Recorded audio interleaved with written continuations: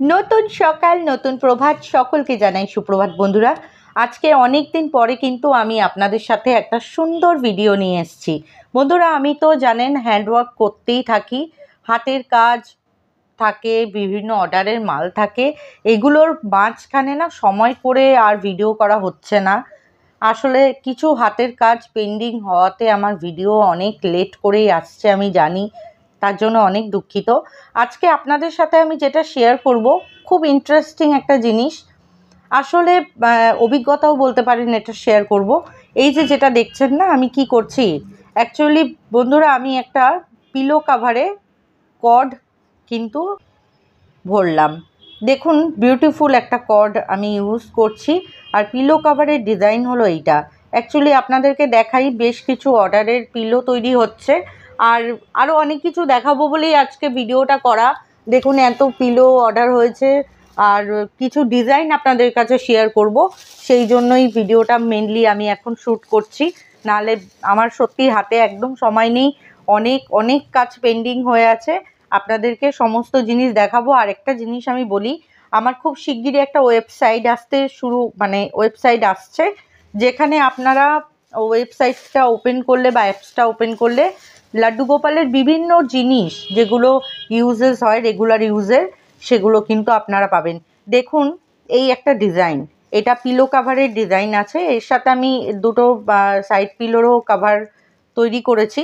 এই যে ওয়ার্কটা দেখাচ্ছি, এটা বিউটিফুল একটা ডিজাইন হয়েছে। আমি জানি না ক্যামেরায় কত সুন্দর লাগছে, কিন্তু বিশ্বাস করবেন না, আমি যখন এটা ডেমো পারপাস দেখলাম আমার লাড্ডু গোপালের বেডে রেখে, ভীষণ সুন্দর লাগছে, ভীষণ সুন্দর।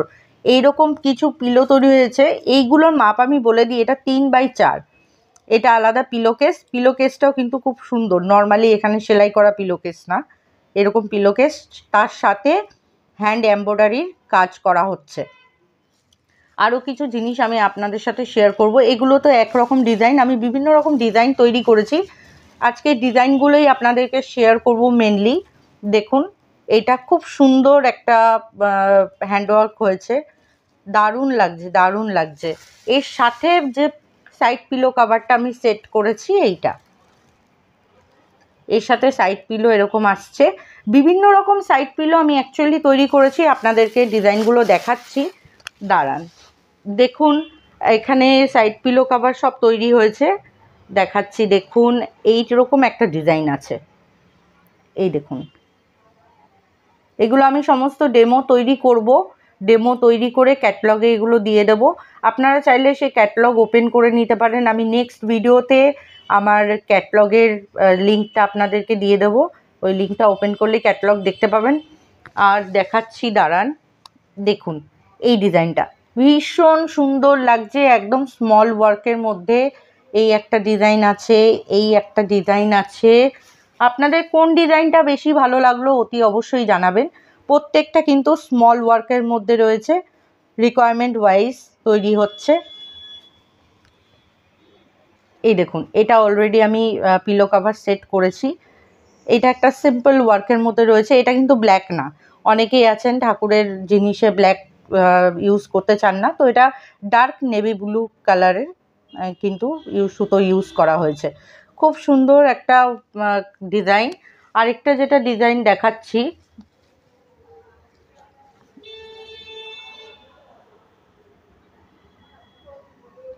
দেখুন এরকম। অ্যাকচুয়ালি কি হয়েছে না, এটা যেহেতু ছোট্টর মধ্যে আমি ওইভাবে ভালো করে ফুটিয়ে উঠতে পারিনি, এর একটা আমার ইচ্ছা আছে লং একটা বেড কাভারের সেট তৈরি করব, সেটার মধ্যে আমি ভালো করে আপনাদেরকে দেখাবো। এইরকম ডিজাইনের কিন্তু সাইড পিলোগুলোর মাপ হচ্ছে 6x6.5। খুব সুন্দর সাইড পিলোগুলো লাগছে। দেখুন আমি অলরেডি এখানে সেট করেছি, আর তার সাথে বিউটিফুল কর্ড ইউজ করা হচ্ছে। কিছু ড্রেসেস কালেকশান আমি আপনাদেরকে দেখাতে চাইবো। দেখুন এগুলো কি বলুন তো, আপনাদের নিজেদের একটা আইডিয়া হয়ে যাবে, নিজেরাও যদি বানান বা আমাকেও বলতে পারেন, আমিও বানিয়ে দিতে পারি। দেখুন এগুলো সমস্ত করা হয়েছে, এরকম এরকম ড্রেস আছে, এর সাথে কিন্তু ম্যাচ করে করে প্যান্ট আছে। এগুলো সব কর্ড ভরা বাকি আছে, সব তৈরি হয়েছে সবে। আমি আগেও দেখিয়েছি আপনাদেরকে সুন্দর সুন্দর প্যান্ট, তারপর আপনার উপরের যে টপ আছে এই টপগুলো ডিজাইনও রয়েছে, খুব সুন্দর বেবি স্যুট টাইপের ডিজাইন রয়েছে, নিউ কাট টাইপের ডিজাইন আছে। আর কিছু জিনিস আপনাদেরকে দেখাই। আপনাদের তো আমি টুপির কালেকশান দেখিয়েছি, আরও কিছু অর্ডারের কাজ আছে বলে আমি কিছু উল এনেছি, সেই উলের কালেকশানগুলো দেখাচ্ছি। দেখুন খুব সুন্দর কালেকশান, আমার তো উলের দোকানে গেলে মনে হয় সব তুলে নিয়ে চলে আসি। দেখুন খুব সুন্দর সুন্দর উল এসছে, ভালো কর্ড, থ্রেডগুলো খুব সুন্দর দেখতেই পাচ্ছেন। এই সব থ্রেডগুলো দিয়েই তৈরি হবে। তো আপনারা যদি চান অবশ্যই কিন্তু লাড্ডু গোপালের জন্য সোয়েটার, টুপি বা ব্ল্যাঙ্কেট, বেড কাভার, বেডশিট এগুলো অর্ডার করতে পারেন। আর খুব সুন্দর ডিজাইন রিকোয়ারমেন্ট ওয়াইজ তৈরি করা হয়।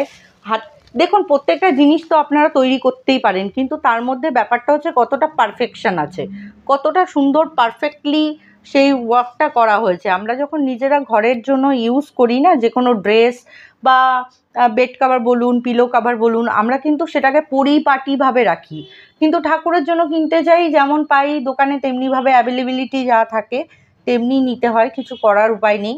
কিন্তু তার মধ্যেও কতটা সুন্দর পারফেক্ট থাকে সেটা দেখবার বিষয় আছে। এই নয় কি আপনাকে আমার থেকেই নিতে হবে, কিন্তু যেখান থেকেই নিচ্ছেন একটু পারফেকশন ওয়াইজ দেখে নেবেন, তাহলে জিনিসটাও খুব সুন্দর হয়। আরেকটা জিনিস যেটা আমি অভিজ্ঞতা বলছিলাম শেয়ার করব, সেটা হচ্ছে আমি মার্কেটে যাই বা যাদের সাথে কথা টথা বলি তাদের থেকে শুনলাম, এমনি কথাবার্তা বলাতে আজকে আমার মন্দিরের এখানটা অন্ধকার এই কারণে লাগছে কারণ আমি উপরে যে পেলমেটে লাইটটা আছে ওটা জ্বালাইনি, এতক্ষণ জ্বলছিল, এক্ষুনি বন্ধ করলাম, বসেছি আর উঠতে ইচ্ছা করছে না। যাই হোক, এত জিনিসপত্রে এদিক ওদিক হ্যাপা দেখতে পাচ্ছেন। যাই হোক, যেটা আমি বলতে চাইছিলাম, যে গল্পটা আমি করতে চাইছিলাম, বন্ধুরা মানুষের মেন্টালিটি দেখলে না, আমি বিশ্বাস করবেন মানে বিশ্বাস করা যায় না, এত চিপ মেন্টালিটি মানুষের হয়ে গেছে আজকালকার দিনে। নিজেদের জন্য মাছ মাংস এটা সেটা হাবি জাবি খরচা করব, কিন্তু ঘরে ঠাকুরের জন্য যেটুকু সামর্থ্য আছে সেটুকু করলাম। আরে বাবা, সামর্থ্য তো আমাদের থাকে, আমরা মনের ইচ্ছা যদি থাকে না, তার সেখানে সামর্থ্যটা ঠিকই কাজ করে যায়। বলে না আমার এইটুকুই সামর্থ্য আছে তাই আমি এইটুকু করলাম, সামর্থ্য তো অনেক দূরের কথা, মনের ইচ্ছাটা থাকা দরকার। আমি একটা আন্টির সাথে কথা বলছিলাম মার্কেটে, আমি বললাম আন্টি এটা আপনি কত দিয়ে কিনেছেন? বলছে এই তো এই দাম দিয়ে কিনেছি। খুব ভালো কথা। তার মধ্যে আমি মানে পাশ কাটিয়ে পাশের দোকানে যাব, শুনছি ওই আন্টি অন্যজনের সাথে কথা বলছে আর বলছে বাবা এত দাম, এইগুলো কি দাম, এই ড্রেসটা, এই ছোট্ট একটা ড্রেস কিনলাম 300 টাকা নিল, ছোট্ট এইটা কিনলাম 60 টাকা নিল, 50 টাকা নিল। ম্যাটারটা জানেন তো, টাকা তো আছেই ম্যাটার, কিন্তু বছরে দু একবার জিনিস কিনবো তাতেও চিন্তা করছি কত টাকা লাগলো। আরে বাবা, নিজে যে ড্রেসটা পরে আছো তার পেছনে কত টাকা খরচা করেছো সেইটা দেখো। এই নয় কি ঠাকুরকে আমি ঘুষ দিচ্ছি তার এগেনস্টে ঠাকুর আমাকে ভরিয়ে দেবে, তা নয়। আপনি মন থেকে ভক্তি ভরে কতটুকুনি করছেন সেখানেও নেগোসিয়েশন আসছে। এত দাম নিল, জন্মাষ্টমীর আগেই আমি উপরে জানলা খুলছি, নিচে শুনতে পাচ্ছি বলা বলি করছে দুটো দোকানদার, মানে ভদ্রলোক বলা বলি করছে বাবা জিনিসে হাত দেওয়া যাচ্ছে না, গোপালের ওই ছোট্ট একটা জামা কিনলাম 450 টাকা দাম বলছে। আরে বাবা, হেভি ওয়ার্ক দেখেছো, ওই কাজটা করতে কতটা খাটনি লেগেছে সেটাও দেখবার বিষয় আছে। ওই একটা ড্রেস বছরে দু একবার কিনে দেবো তাতেও বাবা কত দাম, কত দাম। এইসব মানুষের মেন্টালিটিটাকে আপনি কি বলবেন বলুন? কিছু বলার কিন্তু উপায় নেই।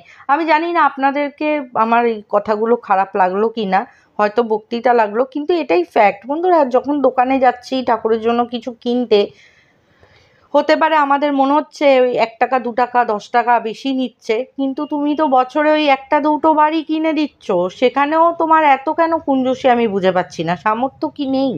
নিশ্চয়ই আছে, তাই জন্য তো কিনতে গেছো, কিন্তু সেটা নিয়ে ক্রিটিসাইজ করার তো কোনো দরকার নেই। ওই ছোট্ট জামা তাই 400 টাকা দাম, ওই ছোট্ট প্যান্ট তাই 300 টাকা দাম। আরে কিনো না তাহলে, তাহলে তুমি নিও না, তোমার যখন মনে হচ্ছে আমি নিতে পারবো না নিও না, কিন্তু হাত ভরে তো বাজার করে নিয়ে আসছো।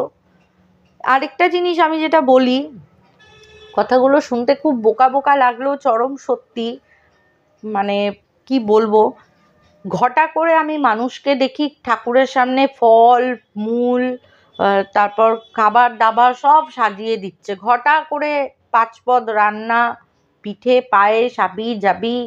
এগুলো কেন জানেন তো? আমাকে নাস্তিক তো ভাববেন না আমি জানি, কারণ দেখছেন আমি ঠাকুর পূজা পাঠ মন দিয়েই করি, কিন্তু যেটুকু পারি সেটুকুই করি। আমার কাছে এইটা খুব খারাপ একটা জায়গার বিষয় লাগলো। আমার থিওরিতে এটা বলে, ওই যে ঠাকুরকে যেটা দিলাম খেতে সেটা তো ভোগ হিসাবে আমরাই খাবো, তাই জন্য পঞ্চপদ তৈরি করে ঠাকুরকে দিচ্ছি না, আমার ঠাকুর খাচ্ছে, আসলে তো ওটা আমরাই খাচ্ছি। কিন্তু তুমি যখন ঠাকুরের জন্য কোনো অর্নামেন্টস তৈরি করতে যাচ্ছ, একটা রূপোর জিনিস হোক, একটা ড্রেস হোক, একটা ঘর সাজানোর জন্য কিছু হোক, ঠাকুরের জায়গা সাজানোর জন্য হোক, তখনই চলে আসে আমার সামর্থ্য নেই, আমার টাকা নেই, আমার পয়সা নেই। আরে ভাই, যত তুমি নেই নেই করবে, নেগেটিভিটি আনবে না, তত সত্যিই থাকবে না। উদার মানসিকতা হওয়াটা বিশেষভাবে দরকার, কিন্তু আমরা যেহেতু রক্ত মাংসের মানুষ, তাই আমাদের উদার মানসিকতাটা এসেও না কোথাও যেন একটা নেগেটিভিটিতে কনভার্ট হয়ে যায়, না আমি এটা করব না। আরে করেই তো দেখো, নিজের মানসিক শান্তিটা না সর্বপ্রথম আমার কাছে মনে হয়। ওই ঘটা করে পঞ্চপদ দিয়ে লোক দেখানি ঠাকুরকে খাওয়াচ্ছি, তার ভিডিও বানিয়ে যাচ্ছি, সেগুলো কোনো মানে নেই, কোনো মানে নেই। কিন্তু যখনই ওই লোকটার সাথেই তুমি কথা বলতে যাও, আরে আমি তো একটা অর্নামেন্টস বানাতে দিলাম, বেশি না 300 টাকা একটা ছোট্ট গলার রূপোর চেন কিন্তু ঠাকুরের হয়েই যায়। যে কোনো জিনিস, আমি রূপোর চেন বলে বলছি না, যে কোনো জিনিস একটা ছোট্ট ছোট্ট জিনিস কিন্তু আস্তে আস্তে করাই যায়। সেখানে কিন্তু আমার মনে হয় এরকম চিন্তাভাবনা মানুষের আসাটাই উচিত না, যে হ্যাঁ করব, হ্যাঁ করছি, হ্যাঁ নেব, হ্যাঁ নিচ্ছি। আর ইচ্ছা হয়েছে তুমি নিয়ে নাও, ইচ্ছা হয়েছে তুমি নিয়ে নাও। ঠাকুর জানেন তো, সত্যি আমাদের উপর ঠাকুরের হাত আছে। নালে আজকের ডেটে দাঁড়িয়ে এই যে দুটো অন্ন খাচ্ছি না, দুটো ভাত খাচ্ছি, সেটাও তো ঠাকুরের জন্য। সকালবেলা পরের দিন ঘুম মানে চোখ খুলছি, সেটাও তো ভগবানেরই দান। জীবনের প্রত্যেকটা দিনই তো তারই দান না। তার তার মানে তার হাত না থাকলে কি করে আমরা পরের দিনের সকালটা দেখবো বলতে পারেন? কে জানে। আমি এখন এই বক্তৃতাগুলো মারছি, আজকে রাত্রেই আমার হার্ট অ্যাটাক হবে না, কোনো মানে আছে? সুতরাং আমার বলার বিষয় হলো, বছরে একটা দুটো বার আমরা ঠাকুরের জন্য যেটুকু করতে চাই প্রাণ খুলে মন খুলে করুন। ঠাকুরকে যেটুকু খাবার দিতে ইচ্ছা হয় দিন, কিন্তু লোক দেখানি কিছু করার দরকার নেই। আর সেই জিনিস এত দাম অত দাম কিনতে হবে না, কিন্তু ক্রিটিসাইজ করবেন না, ক্রিটিসাইজ করবেন না। যখন আপনার মনে হচ্ছে অত দাম নেবেন না, কিন্তু নিজের শাড়িটা যে কত দামে পরে আছেন সেটা তো দেখবেন, নিজের কুর্তা পাজামাটা কত দামে পরে আছেন সেটা দেখুন। ওটাও তো ভগবানেরই দান, ওটা না ছাড়া তাহলে আপনি কি করে মানে হাঁটা চলা করছেন, আর কি করেই বা এই ক্রিটিসাইজ করার সময় পাচ্ছেন? আমি জানি না, মানে আমি কথা বলতে বলতে না এত বক্তৃতা, মানে বক্তৃতা অনেকে ওই আমি কথাগুলো বলছি বক্তৃতা কেন বলছি জানেন তো? আমার কথা যদি কেউ শুনছেন তার এটা বক্তৃতা বলেই মনে হবে, কিন্তু এটা একটু ঠান্ডা মাথায় ভেবে দেখুন, আমি চরম সত্যি কথাই বলছি। কারণ আমি নিজের চোখে আর নিজের কানে এগুলো শুনেছি বা শুনি, সেই জন্যই বলি। আরে আমার ঠাকুরের এই সেট আপ দেখে অনেকে অনেকে বলে কি, বাবা তোমাকে ঠাকুর হাত ভরে দিয়েছে তাই তুমি করছো না, আমার মনে এসেছে তাই জন্য করেছি।